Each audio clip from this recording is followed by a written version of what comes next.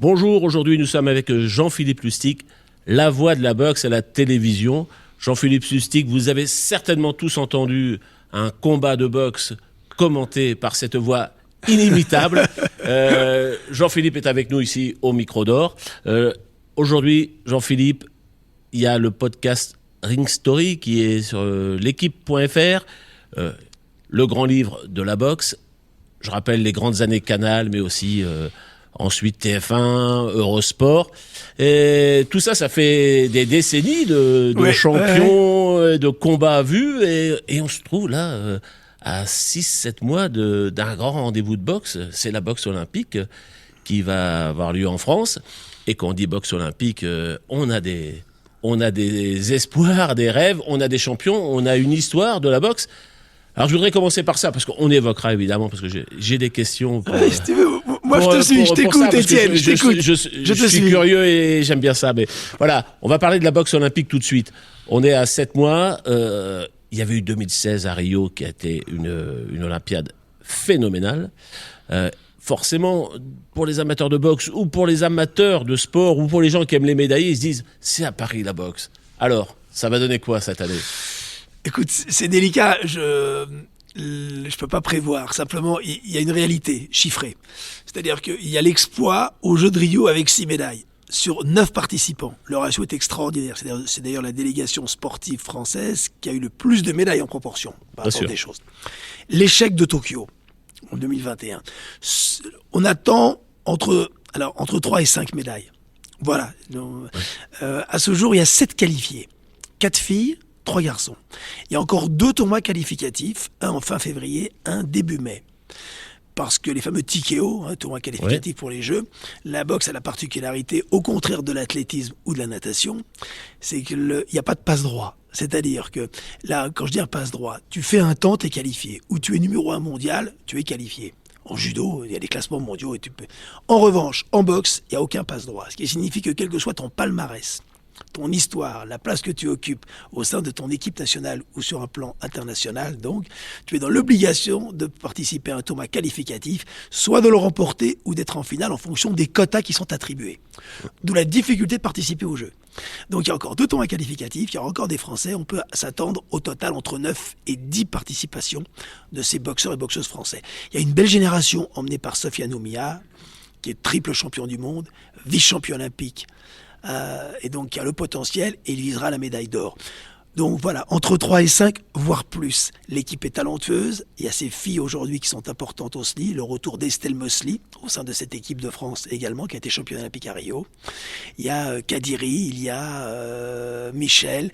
Il y a vraiment une équipe de qualité dans différentes catégories. Maintenant, c'est compliqué parce que la concurrence est terriblement rude, mais l'équipe est bien structurée, l'encadrement est de qualité, les entraîneurs nationaux le sont, le DTN aussi, et puis à la tête, il y a un président qui est Dominique Nato, qui connaît tous les rouages, puisque lui-même a grandi et a évolué. Passé par tous les échelons de la boxe. Voilà. Puisqu'il a été champion de France amateur, champion de France pro, il a été ensuite entraîneur national, DTM, aujourd'hui président de la fédération. Et c'est un élément important, au-delà de ce qu'il met en place au sein de cette équipe de France, garçons et filles, il a également au sein des instances internationales du poids. Pas juste avec son quintal, mais également sur un plan de la stature qu'il a et où il est légitime et reconnu. Alors la boxe olympique a permis aux professionnels de venir, à condition qu'ils se remettent un an avant, c'est ça à peu près, ils reviennent faire les fameux TQO. Est-ce que ça a changé quelque chose dans le niveau, dans la préparation, de voir On parle d'Estelle Mosley, qui est championne olympique en 2016, qui a entamé sa carrière professionnelle, qui se remet. Sofiane Oumia, qui a fait un petit passage chez les pros et qui se remet dans les rangs amateurs. Est-ce que ça change quelque chose ? Parce qu'il y aurait un tel décroché entre l'entraînement amateur ou la carrière amateur et la carrière pro? Non, c'est une bonne question, Étienne. Ce qui se passe, c'est que le fait est, comme d'ailleurs dans tous les sports, avec l'ouverture maintenant au stade de l'olympisme du monde professionnel, c'était une utopie. Voilà, la réalité, elle est ce qu'elle est aujourd'hui, vu que le sport est professionnel à tous les niveaux. Donc, les boxeurs pros sont les bienvenus, à partir du moment où ils participent au tournoi qualificatif. De nombreux d'entre eux y ont tenté, Hassan Ndam, par exemple, notre franco-camerounais qui a détenu un titre mondial en moyen. Il s'avère que la distance est différente. Il y a 3 rounds. Les pros, c'est 10 rounds et 12 rounds pour un titre international. Ça n'a rien à voir. Donc finalement, il n'y a pas des grands noms du monde professionnel. On ne va pas demander au Klitschko de revenir. Voilà, ou à Joshua qui était champion à Londres, ou même à Tony Yoka, malheureusement ça s'est très mal passé pour lui dans le monde professionnel, de revenir. Il pourrait participer au tournoi qualificatif. Mais donc, il n'y a pas de super crack pro qui seront présents aux Jeux Olympiques à Paris. Sofiane Oumia est un crack dans son domaine. Comme tu l'as précisé, il continue parallèlement à poursuivre sa carrière dans les 2 disciplines en quelque sorte, avec des distances différentes, oscillant un combat pro avec un combat amateur dans une compétition amateur qu'on appelle d'ailleurs aujourd'hui la boxe olympique et plus amateur. Voilà. Et donc, mais c'était assez exceptionnel, il est invaincu chez les pros. Estelle Mosley est invaincue chez les professionnels également. Elle a remporté un titre mondial IBO.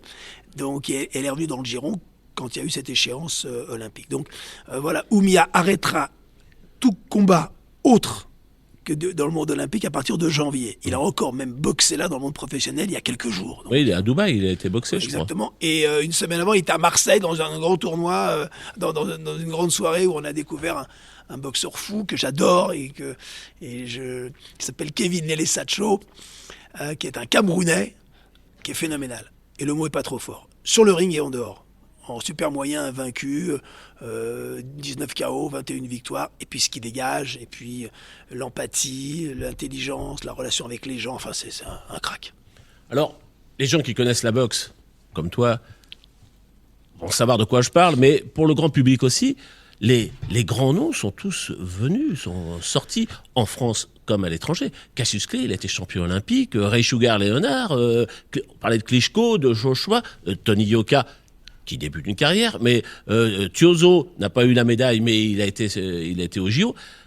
C'est vraiment l'antichambre, et est-ce que on peut se dire que c'est là que se forgent les tempéraments, les carrières, ou alors toi tu as vu des gens passer complètement à l'écart des JO et faire de grandes carrières? Alors, c'est intéressant. Incontestablement, de très grands boxeurs qui ont marqué l'histoire du noble art sont passés par les Jeux Olympiques. Frazier était champion olympique, oui. Foreman champion olympique, Ali, Klitschko, oui. Joshua, même si il n'est pas dans la même lignée. Oui, voilà. Donc, Léonard en 76 à Montréal. Tous. Mais Hagler n'est jamais passé par le monde amateur. Thomas Hearns non plus. Tyson non plus. Il est éliminé dans un tournoi qualificatif un an avant les Jeux. Henry Tillman, éliminé. Ouais. Il va perdre donc aux fameux trials américaines, les sélections américaines. Et également, il a même été battu en championnat national américain à l'âge de 18 ans. Donc, il ne participe pas aux Jeux de Los Angeles en 84. Maintenant, les exceptions. Ce sont des pays où il n'y a pas de boxe amateur ou olympique, où ils ne sont pas représentés. Le Mexique, le Panama, certains boxeurs américains, également, bien que l'équipe américaine aime la boxe. Pourquoi ? Parce qu'ils passent pro très jeunes. Ils ont besoin de vivre. Ils ont besoin de gagner leur vie avec la boxe. Donc, le Trinidad, par exemple, Félix Trinidad, qu'on connaît, qui a été champion du monde en welter, est passé pro, il avait 17 ans, 18 ans. Roberto Duran, immense champion du Panama, il passe pro à 16 ans. Chavez, pareil. Canelo, aujourd'hui, Alvarez, il passe pro, il a 15 ans et demi. Donc ce sont dans ces pays-là où un Pacquiao, Manny Pacquiao, Pac-Man, cette figure légendaire des Philippines, passe pro, il a 15 ans, 16 ans, 15 ans et demi. Alors, parce que dans ces pays, il n'y a pas de structure et que le monde pro est le seul moyen pour eux de grandir, de s'élever, de sortir de l'extrême misère dans laquelle ils étaient et donc de rendre leur vie bien meilleure. On sait que la boxe est un sport de souffrance, d'exigence, de volonté.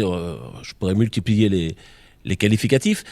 Qu'est-ce qui fait qu'entre un boxeur européen et un boxeur mexicain, panaméen, philippin, en dehors de cet aspect que tu viens d'expliquer, qui est peut-être une énergie plus grande ou une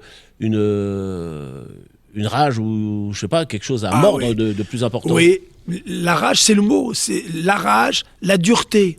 La dureté au mal, la dureté de leur vie qui fait qu'ils surmontent la douleur, qu'ils ont une capacité extraordinaire à encaisser, à s'élever. Ce fameux mot qui est très à la mode aujourd'hui, qu'on parle de résilience, cette capacité à encaisser les coups à la fois mentaux et physiques. Ouais. C'est cela. Et comment le corps réagit-il et comment le mental peut-il réagir après une épreuve terrible qui vous arrive dans la vie. Tous ces boxeurs-là ont cette vertu. Et pourquoi il y aurait des pays où il n'y a pas beaucoup de champions? Espagne, Italie, Allemagne. Parce que j'ai envie de dire d'une façon un peu simpliste, la vie est moins dure. Oui. Mais c'est terrible à dire, mais c'est la réalité. Alors bien sûr qu'elle n'est pas toujours joyeuse en France ou dans ces pays-là, parce que leur vie est compliquée et qu'il y a cette fameuse cité aujourd'hui où il peut y avoir de la violence et de la souffrance. Mais si je si je vais à l'extrême, je dirais c'est incomparable avec ce qui peut se passer dans ces pays que j'évoquais, qui peuvent être les Philippines, qui peuvent être l'Amérique centrale, ou encore aux États-Unis, ou dans l'ex-bloc soviétique, où ils sont durs. Mais ce qu'on appelle durs, c'est-à-dire qu'ils sont durs comme la pierre. Les Ukrainiens sont hallucinants. Lomachenko ou les Klitschko, ou encore Usyk aujourd'hui qui domine les poids lourds avec Tyson Fury, même les Anglais sont durs. Donc c'est dans leur ADN, dans leur culture, dans la vie au quotidien et dans leur histoire. Alors, le débouché pour eux, ce sera une carrière professionnelle, mais, et ça, toi, ça va te parler évidemment, le cas des Cubains, qui maintiennent le plus haut niveau de boxe olympique. Je ne vais pas remonter jusqu'à Teofilo Stevenson, mais tous les titres qu'ils ont eus, à chaque fois dans les JO, tout le monde se dit qui je prends comme Cubain dans mon tableau. Ils ne passent pas professionnel derrière. Alors ça a changé, si tu veux. Justement, j'aimerais que tu m'expliques un peu, parce qu'ils sont restés évidemment, comme beaucoup de sportifs cubains, maintenus dans le monde amateur, notamment les boxeurs. Les athlètes, eux, pouvaient, comme Sotomayor, pouvaient aller faire les ils avaient un passe-droit. Avaient des positions, Juan Torrena, etc. Mais pour la boxe, on se dit, mais quel vivier. Moi, à chaque fois qu'il y a des France-Cuba, je suis allé en voir en France, parce que si on aime la boxe, c'est merveilleux. C'est la belle boxe. C'est une éducation. Et même, je sais que Tony Yoka avait comment il s'appelait, qui est un Cubain qui était avec lui. Oui, qui a été attaché à l'équipe de France. C'est Dominique Nato qui est allé le chercher, donc il y a une quinzaine d'années, qui reste toujours là, attaché aux équipes, et qui a été entraîneur national. La boxe à Cuba, c'est le foot au Brésil. C'est-à-dire que tout le monde boxe, garçons et filles boxent. La vie est dure dans ce pays, mais il y a une tradition exceptionnelle du noble art, et c'est pour ça dire que ce sont les plus beaux techniciens qui existent. C'est-à-dire qu'ils boxent comme ils respirent.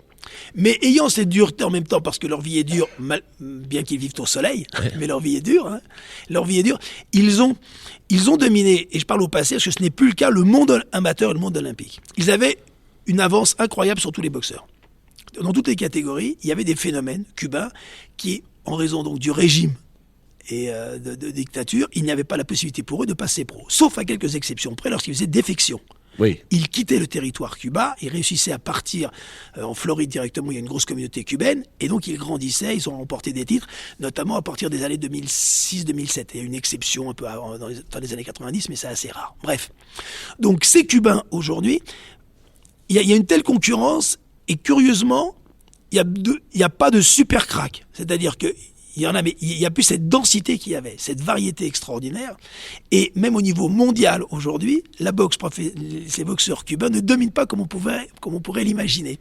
C'est pour ça que j'en cite pas. Tu vois, aujourd'hui, dans le monde professionnel, tu n'as pas de boxeur cubain exceptionnel. On qui domine comme le favori. Et non, absolument pas. Et les meilleurs qui ont déjà été 2 fois champions olympiques, très souvent restent, ou alors ils sont en fin de carrière là. C'est-à-dire que maintenant, si tu veux, tu as, je sais pas moi, Gamboa, que j'adore, qui a été champion olympique à Athènes, et qui a même d'ailleurs battu un certain Jérôme Thomas, notre médaillé olympique. Était exceptionnel. Il fait défection, il a 30 ans, 31 ans. Il a dominé la catégorie en super plume, en léger, en super léger, mais ça va pas durer longtemps. Et puis, il y a un élément terrible, c'est qu'on sait à quel point ce sport est dur. Et donc, ces Cubains qui vont goûter au succès, à l'argent, eh bien, ils vont avoir du mal à se remettre en question. Ce qui veut dire que dans leur pays, ils étaient super cadrés, étaient exigeants tout au long de leur carrière, et lorsqu'ils vivent dans le monde professionnel, il n'y a plus la même exigence. Il n'y a plus le même comportement à 120% concentrés sur leur métier de boxeur, et donc parce qu'ils découvrent plein de choses Il y a merveilleuses. une aspiration à une autre vie. Exactement. Et donc, ils deviennent vulnérables. personnelle, ouais. Et donc, ils deviennent vulnérables. Parce que la clé, si tu veux, pour rester au sommet, c'est malgré le succès, et c'est en cela que les plus grands sont, mais dans tous les sports, ont quelque chose de rarissime en eux, de pouvoir, malgré le succès et l'argent, rester concentrés, rester exigeants, et leur engagement total dans leur discipline reste au même niveau d'exigence qu'au début. Ah ben, dans n'importe quel sport individuel, la quête pour aller au sommet est dure, mais y rester est encore plus dur. C'est Exactement. Non, tu connais ça parfaitement, donc voilà. de discipline, d'exigence. Et alors, quand on voit justement la répartition des, on va dire, des forces du monde, tu parlais du bloc de l'Est, comme on disait avant, donc en effet l'Ukraine et la Russie. Il y a, on vient de parler de Cuba, il y a ces pays où il y a des phénomènes qui naissent. J'aimerais que tu me parles de l'Afrique, où il y a aussi de grands combattants, mais en même temps, c'est un pays où on se dit il pourrait y avoir de grands champions. Mais c'est très curieux. Et on ne sait pas pourquoi ça émerge de temps en temps, puis il n'y a plus rien derrière. Mais c'est incroyable. C'est-à-dire qu'en Afrique subsaharienne, alors tu as le Maghreb, il y a toujours eu des boxeurs marocains, algériens, voilà, historiquement, que la France a accueillis, ou d'autres qui ont réussi. Mais d'abord, la place de la boxe n'est pas énorme, curieusement. Le football prend énormément de place.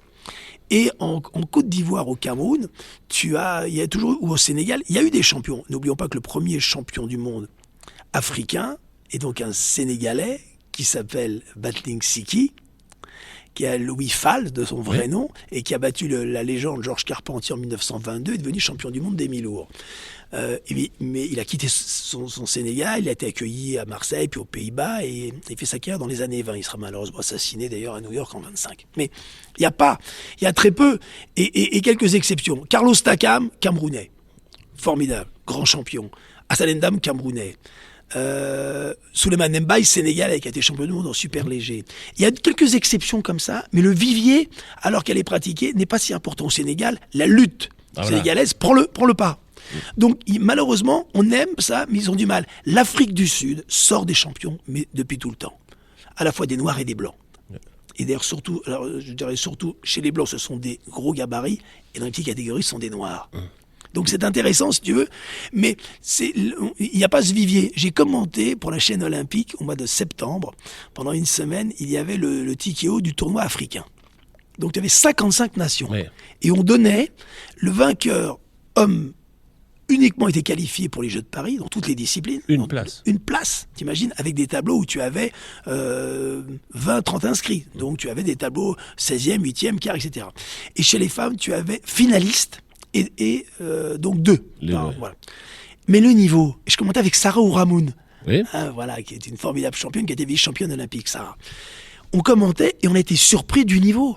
C'est-à-dire qu'en dehors de quelques exceptions, en dehors de quelques nations comme le Maroc, avec des boxeurs de qualité, et l'Égypte, le niveau était très moyen.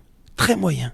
On était surpris, le niveau était faible. Mais c'est un recul de l'enseignement, c'est un manque ou un désintérêt pour la... Non, alors il y a pas les structures, c'est-à-dire est-ce que les meilleurs entraîneurs, est-ce qu'ils ont des bons entraîneurs? Pas forcément. Est-ce que les meilleurs de l'étranger viennent dans ces pays? Pas sûr, parce que les conditions ne sont pas forcément optimales. Est-ce qu'il y a un vivier extraordinaire? C'est peut-être pas le cas. Donc à l'arrivée, il y a un niveau qui est moyen. Et donc il y a quelques belles histoires, mais individuelles. Et ce continent extraordinaire, si grand, si fort, eh bien il a du mal à produire, entre guillemets, des champions en boxe de façon régulière. Parce que lorsqu'on voit émerger Takam, mais lorsqu'on voit émerger un champion, on se dit, finalement, il est le meilleur des autres. Donc il y a forcément une concurrence, comme ça se joue dans tous les pays. Et donc, elle est beaucoup moins vive. Non, moins accrochée. Oui, il n'y a pas cette concurrence. Il y a des pays de tradition. Le Congo, par exemple. Il y a au Congo des boxeurs. On l'a vu. D'ailleurs, Bakole qui a battu Yoka vient de la République démocratique du Congo. Et d'ailleurs, ils ont tous, c'est intéressant là encore, il y a, je dirais, pas des morphotypes, mais des manières de boxer dans des pays qui sont différentes en fonction du pays d'où ils viennent. Mais si tu veux, ce sont des exceptions. C'est-à-dire qu'il n'y a pas tant de champions que cela. C'est assez étonnant. On peut le regretter. Et de temps en temps, tu as du Mali. Est-ce qu'il y a eu des grands champions du Mali? Est-ce qu'il y a eu des grands champions en boxe? Non. Un grand champion ivoirien, tu vois, Oui. non, ça me vient pas spontanément, tu vois. Cameroun, oui. Sénégal, un petit peu. Congo, il y en a donc en lourd léger et en lourd. Mais il y en a peu. Il y en a très peu, malheureusement. Il y a aussi, c'est un sport qui cherche sa promotion mondiale, comme toutes les fédérations internationales. Et on sait qu'en ce moment, ça tangue au plus haut niveau entre la fédération World Boxing qui s'est créée, l'AIBA qui continue. Ouais, c'est confus. Voilà, c'est confus, y compris pour l'amateur lambda de boxe qui ne sait plus trop, je parle pas des ceintures en jeu, mais qui ne sait plus trop qui prend le pouvoir, qui laisse boxer. Il y a même eu une incertitude sur l'avenir de la boxe dans le programme olympique. On se dit que, compte tenu de tout ce qu'on vient de passer, de tout ce dont on vient de parler, des champions qui en sont issus, des grands combats qui sont devenus, des grands combattants qui sont devenus des professionnels, on se dit qu'on a l'impression qu'on est à un moment charnière, et dans la promotion, et dans les compétitions, et peut-être dans la crédibilité même de la compétition. T'as raison, parce que là, il joue quelque chose. Alors, là, c'est inquiétant. Oublions le monde pro. Confusion, un peu, on a du mal à sortir les champions, alors qu'il y a des super cracks, mais il y a beaucoup de fédérations, beaucoup de catégories, et puis avec des titres parfois qui sont gold, qui sont intérim, qui sont super champ, bref, on a du mal à comprendre. Dans le monde amateur, donc le mode olympique était simple, tu avais une instance dirigeante qu'on appelait à l'époque l'AIBA, qui était l'instance donc qui régissait toutes les compétitions internationales, championnat d'Europe, championnat du monde, et également qui mettait sur pied, avec le CIO, les compétitions qualificatives. Il y a eu des malversations, il y a eu des problèmes d'éthique, de tricherie. Sur un plan financier, les choses étaient un petit peu complexes, et donc il y a eu une pression du CIO pour nettoyer cette fédération mondiale. Ouais. Ils ne l'ont pas fait. Ils ont changé de nom, est arrivé un Russe, voilà, et qui n'a pas suivi les directives du comité olympique, qui a décidé de sanctionner l'AIBA. Donc l'AIBA est devenue l'IBA, International Boxing Association. Il y a même une fédération mondiale professionnelle qui s'appelle l'IBA. Bref, et aujourd'hui, le CIO a décidé que le sport restait olympique, mais que l'IBA sortait. Donc une instance dirigeante. C'est comme si demain, la fédération d'athlétisme, l'IA2F, très bien, qui est donc l'instance qui dirige l'athlétisme dans le monde. Elle n'avait plus la possibilité, Sébastien Coe, le président, et bien aujourd'hui, il est en guerre avec le CIO. Il dirait, c'est très bien, mais nous, on ne veut pas de toi, et les compétitions que tu organises et les meetings que tu fais à Zurich, au championnat du monde, on les reconnaît plus. Voilà, on sort, mais nous, on va quand même, comme l'athlète est un sport majeur, on va quand même organiser nous-mêmes, mais tu sors. C'est ce qui s'est passé dans la boxe. Voilà. Donc la boxe n'est pas sortie du programme olympique, elle est même confirmée pour les Jeux 2028, mais il va falloir qu'une instance dirigeante qui va arriver maintenant, parce qu'il y a eu une union de nombreux pays, États-Unis, Angleterre notamment, des pays occidentaux contre le bloc russe, en quelque sorte. C'est aussi une guerre, c'est une guerre politique. C'est porté par des vraies oppositions. Il y a des enjeux énormes. Et donc, qu'est-ce que va devenir cette instance dirigeante qui ne l'est plus, mais qui finance, parce qu'elle a beaucoup d'argent grâce à Gazprom, etc., d'autres moyens, qui organise des compétitions parallèles. Donc, elle va s'implanter dans le monde pro. Voilà, si je projette un petit peu, on peut le dire sur Radio Sport, si on se projette dans quelques temps, tu auras une instance dirigeante professionnelle qui va s'appeler l'IBA, qui a beaucoup d'argent et qui va décider maintenant d'offrir beaucoup d'argent à tous ses combattants. Il y a eu des mondiaux en Inde, il y a des boxeurs ou boxeuses, je ne sais plus, je crois que c'est une néerlandaise qui a été suspendue parce qu'elle y était allée alors que sa fédération nationale, et donc du côté de World Boxing, c'est ça le nouveau nom, et interdisait à ces boxeurs ou boxeuses alors que ça pouvait être officiellement ou officieusement qualificatif. Donc, très sincèrement, je me mets à la place des athlètes qui ont... c'est tous les victimes. Voilà, eux, ils ont en cible les JO et puis une carrière, et le public, il se dit, mais il ou elle a gagné quoi, mais c'est qui? Non, mais c'est très compliqué. Sofiane Oumia, notre leader, qui est quand même un boxeur assez étonnant, un formidable champion, il continue une carrière professionnelle et il continue à disputer des titres IBA, donc de l'instance dirigeante qui n'est pas reconnue. Oui. Lorsqu'il fait les championnats du monde, qu'il est champion du monde pour la 3e fois cet été, il prend un chèque de $200,000 qui a été officiel. Oui. Pour la première fois, d'ailleurs, il y a eu des montants qui ont été garantis comme au tennis. Des bourses énormes. Et là, derrière, la Fédération française dit, mais attends, alors là, et nous, on travaille avec le CNOSF, donc nous, on est proche du CIO. Donc, tu vois le paradoxe, tu vois l'ambivalence et la complexité d'une situation aujourd'hui pour les boxeurs. Donc, en même temps, aux Jeux Olympiques, c'est simple. il représentera les couleurs françaises. Le CIO organisera lui-même les compétitions et l'instance dirigeante de la boxe olympique est out. Voilà. Pour conclure, je reviens sur l'été 2024 et les JO. On rappelle où se tiennent les rendez-vous, parce qu'il y a deux emplacements. Il y a Villepinte, c'est ça? Tu as Villepinte, les premiers tours, et les finales, les phases, ça va être génial, à Roland-Garros. Voilà. Donc le toit, donc au mois de juillet, il n'y aura pas besoin. Super terrain pour... Ouais. Non mais c'est génial. Là où d'ailleurs Yoka a boxé 2 fois. Exactement. Et là où Jean-Claude Boutier avait rencontré Carlos Monzon. Tout à fait. 73 ou 75. Ou peut-être les deux. Bravo, en 73. En 72, il le rencontre à Colombes lors du premier affrontement. Et le combat revanche contre Carlos Monzon a lieu à Roland-Garros en juin 73, organisé par un certain Alain Delon. Exactement. On pourrait passer des heures et des heures avec Jean-Philippe. On en apprend toujours. Et ce que j'apprécie chez toi, c'est en dehors de ta grande connaissance du sport, mais aussi de la passion et de l'envie que tu mets de mettre en avant et les boxeurs, et voilà, on a parlé des entraîneurs, on a parlé de tout ce qui fait que, parce que souvent un sport peut être décrié à cause de ses dirigeants ou à cause de problèmes, ce qui est le cas malheureusement de la boxe, on vient de le dire, mais qu'il reste, tu as dit le mot victime, il reste des athlètes qui s'entraînent, et on se doute bien qu'actuellement ceux qui sont à l'INSEP s'entraînent énormément, et il n'y a pas beaucoup de place, il n'y a pas de la place pour tout le monde. Ouais. C'est valable pour tous les sports, mais il y a tellement un gros objectif cette année que c'est bien d'avoir entendu tes mots pour leur dire qu'on va les suivre jusque... Bien sûr, les accompagner. Et puis je pense que qu'on soit à Roland-Garros, à Villepinte, ou qu'on soit devant sa télé, je pense que les gens ils vont regarder la boxe. Merci beaucoup à toi, Jean-Philippe. C'est gentil, merci à toi. Merci pour l'accueil, c'est sympa. Merci beaucoup.